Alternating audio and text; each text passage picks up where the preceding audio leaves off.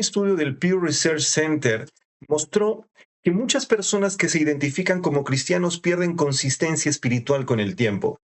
No porque rechacen la fe, sino porque la diluyen con prioridades secundarias. No abandonan a Dios, simplemente dejan de vivir en su voluntad.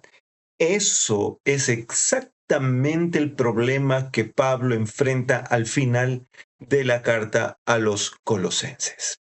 Bienvenidos a la lección número 13, permanecer en toda la voluntad de Dios, lección para este 28 de marzo.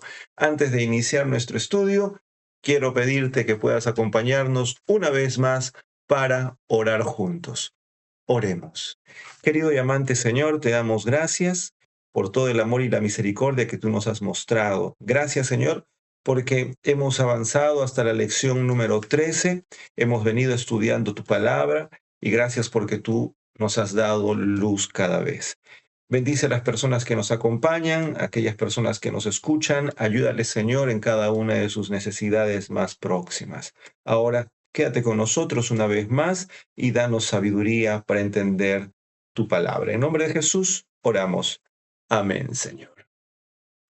Bueno, hay algo muy interesante en esta última parte de la epístola a los colosenses, y es que en esta última parte nosotros podemos encontrar a muchos personajes que Pablo ha mencionado. Muchos de ellos han sido, digamos, laicos que han ayudado, han contribuido a la predicación del Evangelio en muchas partes de Asia.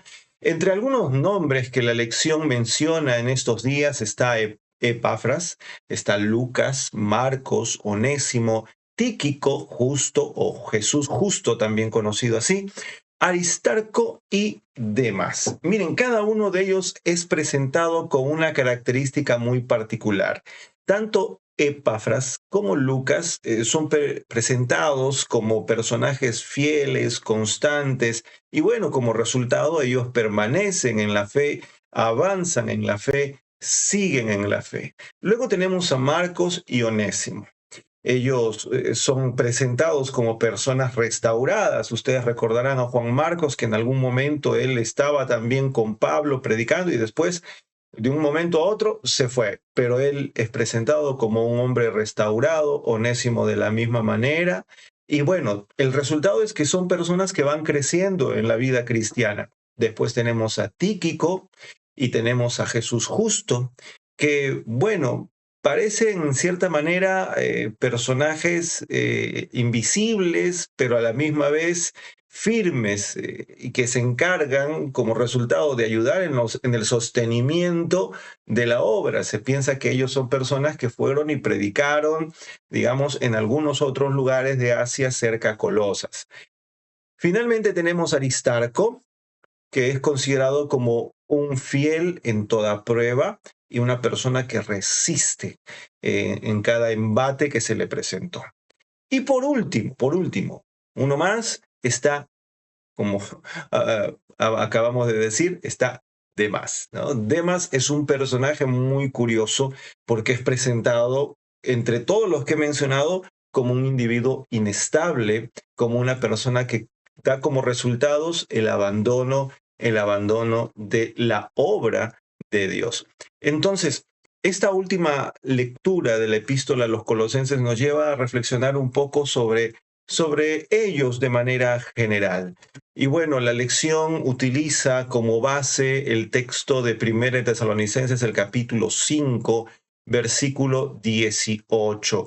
Y la parte más destacable de este texto es la que dice: den gracias por todo, den gracias por todo, porque esta es la voluntad de Dios. La lección, para enriquecer esta parte, también nos permite mirar allí en Colosenses el capítulo 4, versículo 12, donde dice: saluda Epafras, que es uno de ustedes, siervo de Cristo, siempre los recuerda en sus oraciones para que estén firmes, perfectos y completos en todo lo que Dios quiere. Qué interesante. Aquí nosotros encontramos a Epafras orando por la iglesia. También tenemos otra lectura que está en Segunda de Pedro, el capítulo 3, versículo 14, y allí nos dice de la siguiente manera: el día del Señor vendrá como ladrón. Entonces los cielos desaparecerán con gran estruendo, los elementos serán destruidos por el fuego y la tierra y todas sus obras serán quemadas. Versículo 11 dice: siendo que todo será destruido, ¿qué clase de personas deben ser ustedes en santa y piadosa conducta, esperando y apresurándose para la venida del día de Dios?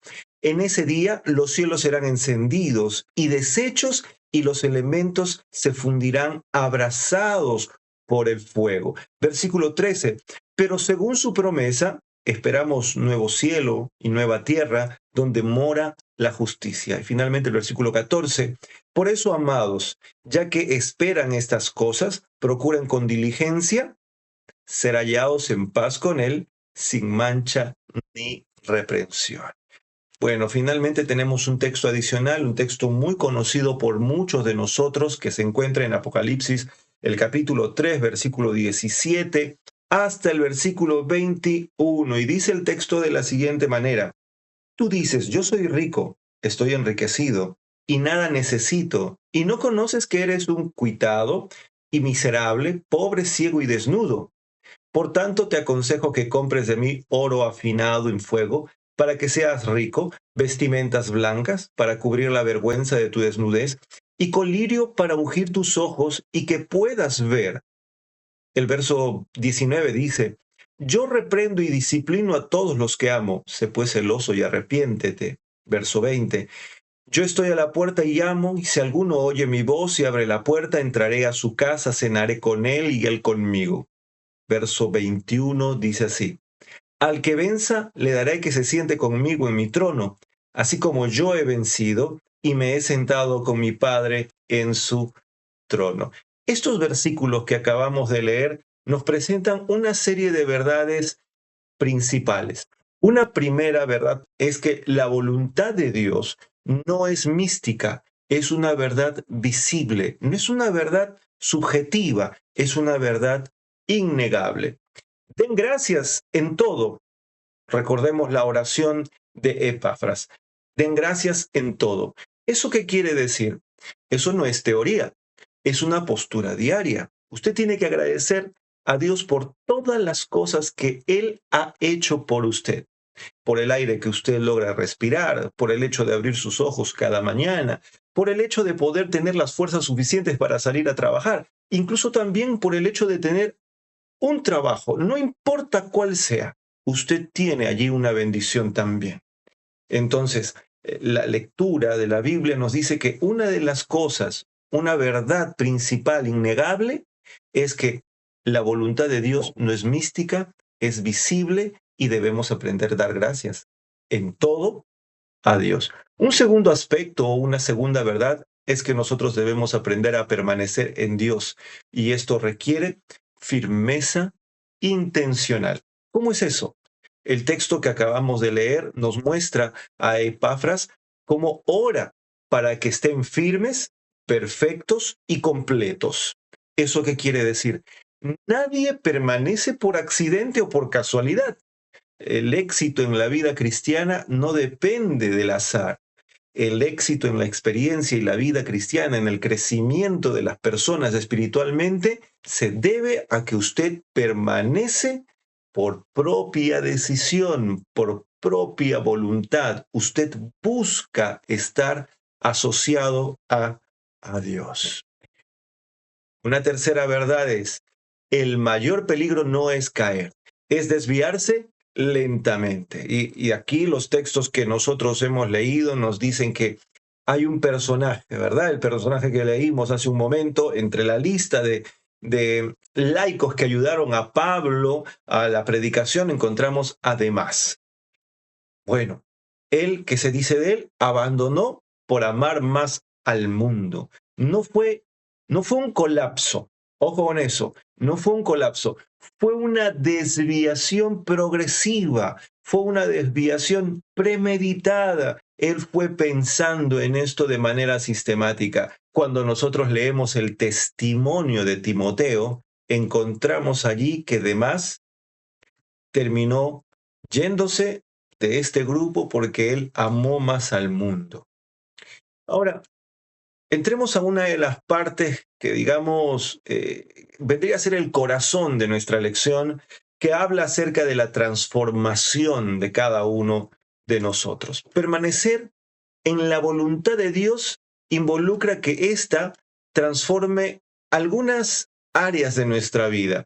Y durante todo este trimestre hemos estado observando algunas cosas como las que vamos a ver ahora. Por ejemplo, si usted permanece en la voluntad de Dios, esta va a transformar su identidad. Usted ya no va a vivir para sí mismo. Usted va a vivir con un propósito eterno. Ese es un primer aspecto importantísimo, una evidencia de transformación, su identidad. Usted adquiere una nueva identidad. Segundo, su mente. La mente que usted va a adquirir va a ser una mente que va a dejar de reaccionar. Ya no va a ser una persona reactiva, impulsiva. Ahora usted va a comenzar a discernir, a reflexionar, va a tomar paciencia, va a respirar antes de poder reaccionar y poder decir alguna cosa de la cual se pueda arrepentir. No, ahora usted va a lograr a tener mayor serenidad, dominio, templanza y va a comenzar a discernir y hablar de formas distintas. Tercer cambio, tercera evidencia que se va a manifestar en su vida es sus prioridades. Ya no haces lo urgente.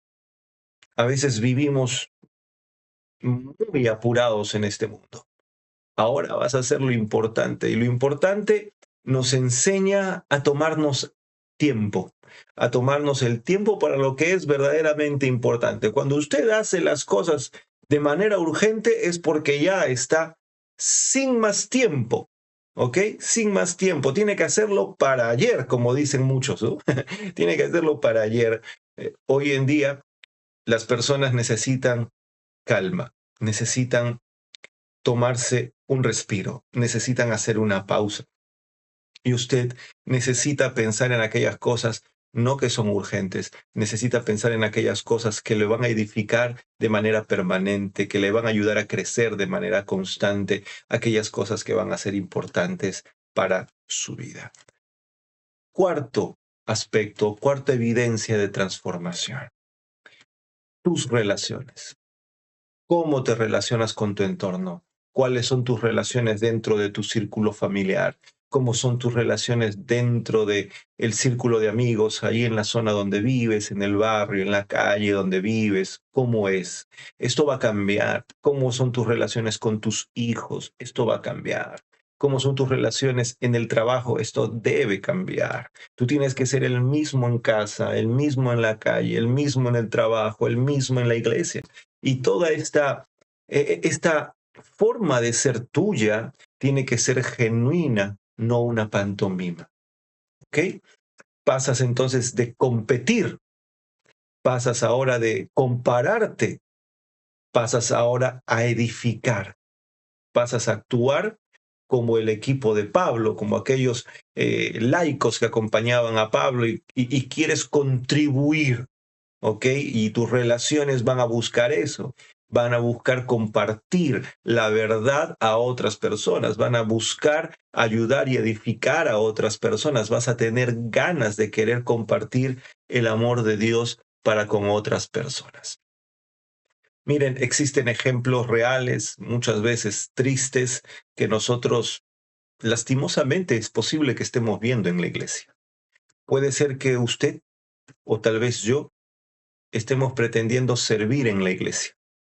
Pero es posible que estemos en la iglesia, hagamos alguna cosa por allí, pero nuestra vida no tenga un propósito definido. Y eso nos lleva a vivir desconectados. Es decir, usted de repente está actuando o haciendo cosas de manera mecánica, como se diría por ahí, está en automático. Simplemente hace porque alguien le dijo o simplemente hace porque hay que hacerlo. No tienes un propósito definido, no tienes reflexión de por qué lo estás haciendo. Y eso, aunque estés haciendo cosas de la iglesia, te mantienen desconectado. Puede ser que tú conozcas mucha doctrina y esto de repente nos va a chocar un poco. El hecho de que tú conozcas un montón de doctrina o mucha Biblia eh, no niega que puedas tener una vida diferente también oculta. Puede ser que tú estés amando el mundo y puedas estar terminando como Demas. ¿Mm? ¿Recuerdas a Demas? Demas, bueno, estaba ahí en el grupo, conocía, había sido discípulo de Pablo y otros más, pero él amaba algunas cosas del mundo. Y como amaba más el mundo, se terminó retirando, se escapó, digamos, de los brazos del Señor. Amigos, permanecer no es actividad necesariamente. Algunos confundimos, vamos a hacer un montón de cosas y esto y aquello. Nos preocupamos en hacer muchas cosas y nos olvidamos de tener una conexión con Cristo. Y eso es algo preocupante. No nos permite a nosotros poder desarrollarnos. Entonces el punto clave en todo este aspecto es que no se trata de cuánto haces para Dios, sino de cuánto vives en su voluntad. Y aunque puede sonar en cierta manera redundante, no es así, porque hay mucha gente que hace, se desvive de repente. Sin embargo, su vida no está ligada al Señor. No vives en su voluntad, no practicas su voluntad. Bueno, nosotros tenemos que aprender a tomar decisiones, amigos. Y tenemos que tratar de respondernos preguntas difíciles, como por ejemplo, ¿estoy firme en Cristo o simplemente soy una persona activa? ¿Estás avanzando o te estás desviando lentamente en tu experiencia cristiana? ¿A quién pertenece realmente tu corazón? Estas tres cosas son las en las que tú tienes que pensar. Estas tres cosas son las que tú tienes que reflexionar. Ahora, Jesús ya nos dio la receta en algún momento, hace un instante hemos leído lo que dice Apocalipsis 3. El Señor nos pide que nosotros nos arrepintamos. Ahora es posible que usted diga, pero ¿yo de qué me tengo que arrepentir si soy adventista de cuna o llevo muchos años como adventista o yo hace poco he hecho un compromiso con el Señor? Eso no se excluye de haber tomado acciones o tener una vida doble. Muchas veces no tenemos claro y vivimos pecando o tenemos una vida doble. Tenemos que abrirle el corazón a Dios. Tenemos que estar dispuestos a depender de Él. No es solamente información. Usted tiene que ir tomando decisiones y ejecutar esas decisiones a lo largo de su vida, a lo largo del día, a lo largo de todo su andar. Ellen G. White, en el libro Deseado de todas las gentes, la página 291, nos dice lo siguiente. Si no cooperamos con los agentes celestiales, Satanás se posesionará de nuestro corazón. La única defensa contra el mal es Cristo morando en el corazón por medio de la fe.